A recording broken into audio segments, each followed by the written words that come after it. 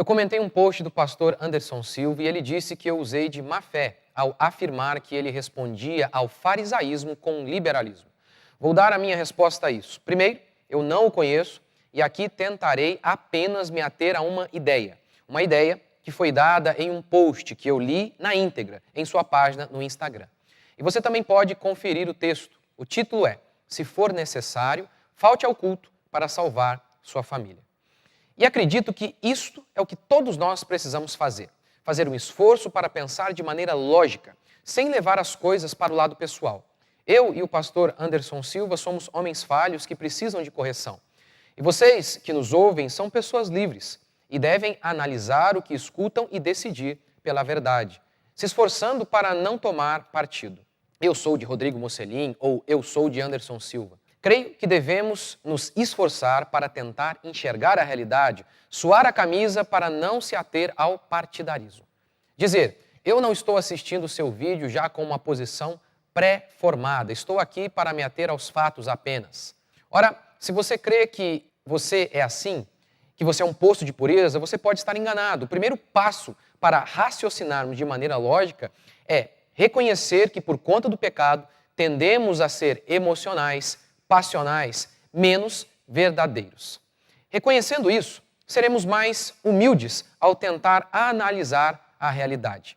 E, em se tratando de lógica, eu acredito que aqui está o primeiro erro do pastor Anderson Silva. Ao criticar a minha posição, ele disse: não foi você que me convidou para uma live? Sim, convidá-lo para uma live não o torna infalível. Quem crê nisso é a Igreja Católica.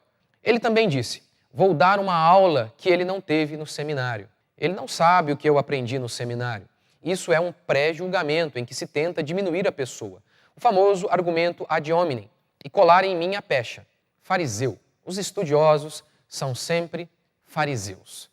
Assim como não é correto dizer que ele é liberal por conta de um estilo mais exótico, não me parece honesto também afirmar que eu sou fariseu por conta de um seminário. Ao me referir a ele como moderninho, eu me referi à postura dele em relação ao culto, que é a posição do homem moderno, que gosta de falar sempre negativamente da religião, detesta dogmas e padrões.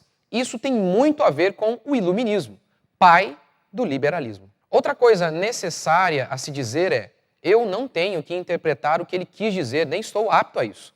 Eu preciso apenas interpretar o que ele disse.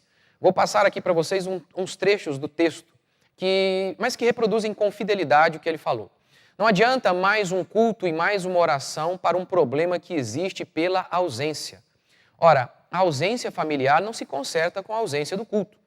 Quantos nem notam que estão distantes de seus filhos, mas ao ouvirem uma pregação contra o seu pecado, percebem o seu erro e mudam de vida? A sugestão do pastor Anderson para a ausência dos pais qual é?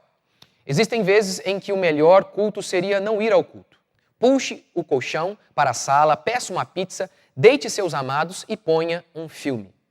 Esporadicamente, falte a um culto dominical para que celebres um culto familiar, sem a necessidade de espiritualismo. E aí entra a minha resposta. Pode faltar ao trabalho, ao lazer, à academia, ao clube, desligar a TV e o celular. Há 6 dias para se reunir com a família. Mas o pastor escolhe bem o culto para ficar em casa com a família. É brincadeira ouvir de um pastor que o trabalho dele não é relevante. Não há melhor maneira de salvar a família do que no culto. Tudo começa no culto, onde aprendemos como ser família. Por isso Josué disse: eu e minha casa serviremos ao Senhor. E obviamente ir ao culto é um dos elementos de como servirmos a Cristo. E aqui, claro, estou analisando apenas o texto. Ele não disse: fique longe dos falsos cultos. Digo isso porque muitos responderam ao meu comentário falando assim: ele se refere às inúmeras igrejas em que as pessoas vão ao culto no domingo e batem na mulher na segunda. Um povo presente no galpão, mas faltoso em casa. O problema é que no post apenas se menciona culto, o que se torna prato cheio para alimentar a gula dos desigrejados. Realmente, pedir uma pizza é muito melhor do que frequentar uma falsa igreja. Mas não se conserta um erro com outro erro. Fique longe dos falsos cultos, dos falsos hipócritas, que não faltam a um culto, mas estão ausentes em casa. E procure uma comunidade bíblica. Essa é a maneira de consertar este erro. Compense a ausência de sua família desligando a TV. Ao invés de sair para outra venda, tome o suficiente e vá para a sua família, para a sua casa. O problema da ausência parental não é o culto, é o materialismo, é o egoísmo, é o entretenimento de pais que não enxergam seus filhos por estarem presos às telas da TV e do celular. Por fim, eu concluí. Pastores moderninhos que consertam o farisaísmo com liberalismo. E aí, ele disse que eu agi com má fé, o que me leva a concluir que ele não crê que a Bíblia tem erros. A isso é interessante explicar o que é liberalismo. O liberalismo é fruto do iluminismo, que tinha como ponto central uma revolta contra a religião institucionalizada. E aqui, portanto, que começa a nascer o prego Jesus, não prego religião. E todo esse repúdio à palavra religião e a se ter dogmas que devem ser respeitados, passando assim ao relativismo, em que certo é aquilo que eu acho, onde eu posso fazer um culto do jeito que eu bem entender. Mas o iluminismo não foi apenas uma revolta contra a Igreja Católica, antes contra a própria ideia de revelação. Na França, os revolucionários arrancaram tudo o que lembrava o cristianismo.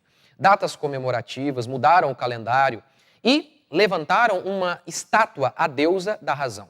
O movimento foi tão ateísta que Robespierre, um dos líderes revolucionários, ele se atreveu a mencionar o nome de Deus entre os jacobinos e foi duramente criticado. A partir dali, a revelação não seria mais um meio para se obter o conhecimento. O conhecimento estaria restrito à razão, à filosofia, o que também levou ao empirismo. Só por meio de observação, ou seja, laboratório, poderia-se obter conhecimento. De maneira mais simples, Moisés no monte, balela. Sócrates na praça, melhor. E depois, só Einstein no laboratório seria confiável. Aí que chegamos ao que se tem hoje, a ciência como uma espécie de Deus, em que somente ela pode dizer a verdade. Tudo isso respingou na igreja, na forma de liberalismo, ao crer que a Bíblia tem erros, que os milagres descritos na Escritura não ocorreram. Rodrigo, mas o pastor Anderson Silva não crê que a Bíblia tem erros, retrucam alguns. Eu sei, mas a ideia de consertar a falsa religião com religião nenhuma é um liberalismo incipiente, já que o berço do liberalismo está no repúdio iluminista à igreja organizada. Afinal, trocar culto por noite de pizza é, para mim, um símbolo claro de flerte liberal ao se rejeitar explicitamente o mandamento que ordena: não deixem de congregar. O verbo congregar vem do substantivo congregação. Congregação realmente não é um galpão, mas a comunidade do povo de Deus reunida em uma só fé, que pode estar reunida em qualquer lugar, mas tem que estar reunida. Eu, minha esposa e filhos somos uma família, mas sozinhos não somos uma congregação, muito menos um povo. A igreja primitiva não respondeu ao culto podre que era prestado no templo com um jantar romântico ou filme. Diariamente perseveravam unânimes no templo, partiam pão de casa em casa e tomavam as suas refeições com alegria e singeleza de coração. Ninguém dorme crente na inspiração da Bíblia e acorda liberal. Para se chegar à apostasia, são desvios pequenos que são dados dia a dia. Na Europa, por exemplo, primeiro fizeram interpretações estranhas.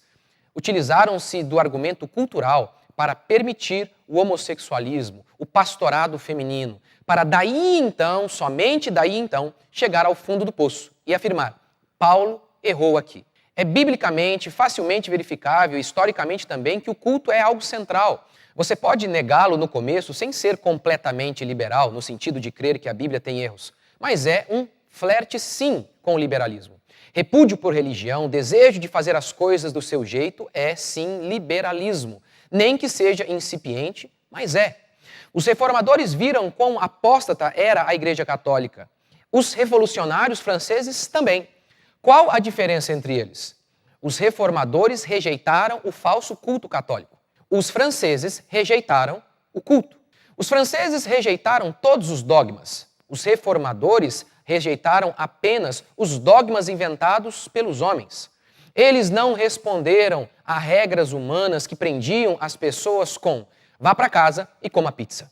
Antes, fizeram concílios, reuniram-se para tentar entender qual era a regra, Qual era a maneira certa, à luz da Escritura, de fazermos as coisas, inclusive de como cultuar a Deus? O que me dizem é que o pastor Anderson Silva é muito comprometido em expor os falsos pastores e tem uma obra social muito importante. Mas há um ditado que diz: cuidado para que, ao lutar contra um monstro, você não se torne um. Ao fazer essa citação, não estou nem de longe dizendo que ele é um falso pastor ou um herege. Eu não o conheço para, ao menos, pensar em tal possibilidade. Quero, com essa citação, apenas dizer que podemos consertar um erro com outro erro. Hipocrisia e falsa religiosidade com pizza e filme. O que tenho é uma preocupação com a centralidade do culto. Nem nos dias de pandemia, correndo risco de multa e prisão, eu parei o culto em minha igreja, por conta da minha crença de que ele é importante. Só por isso é que fiz este vídeo. Alguns podem dizer: vamos pregar o evangelho ao invés de discutir. Mas Paulo repreendeu Pedro. Eu e o pastor Anderson somos homens e precisamos de graça de Deus, de correções ao longo do caminho. Esses debates nos ajudam a repensar as coisas. Ao comentar o que ele havia dito, ele disse para mim: vou lhe proporcionar uma aula que não teve no seminário. E também me mandou a mensagem: depois das 13 horas você vai sentir vergonha dessa postagem. Eu quero dizer aqui que o meu objetivo não é humilhar ninguém e eu nem vou fazer outro vídeo, mesmo porque eu acredito que tudo aquilo que eu tenho para dizer já está aqui. Só estou realmente preocupado com aquilo que é importante para mim e considero fundamental para a igreja. Alegrei-me quando me disseram: vamos à casa do Senhor. Não, a casa do Senhor não é um galpão, mas também não é a minha casa. A casa de Deus é o lugar em que o povo de Deus se reúne para adorar a Deus juntos. Minha família foi salva num culto e a partir daí fomos aprendendo a valorizar a família. No meu caso, os meus pais trabalhavam o dia todo. A ausência deles não tinha nada a ver com culto. Eles nem iam a culto algum. Mas foi justamente no culto, por meio da pregação do evangelho, que aprendemos que isso era errado. Um jantar nunca terá mais poder do que o evangelho. Afinal, nem só de pão viverá o homem, mas de toda palavra que é pão de Deus para nós. E para expressar quão central é o culto para os genuínos homens de Deus que vieram antes de mim, farei uma citação de Moby Dick, que compara o púlpito à proa de um navio. Que poderia existir mais significativo? Porque o púlpito é sempre a parte mais avançada da terra. Tudo o mais vem depois dele. É dele que se divisa primeiro a tormenta da rápida cólera divina. E a proa deverá suportar o primeiro embate.